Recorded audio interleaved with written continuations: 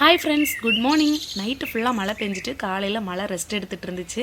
சரி அப்படியே செடிகளை பார்க்கலாம் அப்படின்னு சொல்லிட்டு நான் வந்து மேலே போயிருந்தேன். வெயிலும் இல்லை மழையும் இல்லை, பார்க்க சூப்பராக இருந்தது. காஷ்மீரி ரோஸ் அப்படியே கொத்தோடு சாஞ்சிருச்சு, வெயிட்டு தாங்காமல். ஆனால் பார்க்க செம்ம சூப்பராக இருந்தது. என்னடா மாடித்தோட்ட வீடியோ 3 நாளாக வரவே இல்லை, ஆனால் டெய்லி ஒரு வீடியோ வரும்னு இவங்க சொன்னாங்களேன்னு கண்டிப்பாக நினச்சிருப்பீங்க.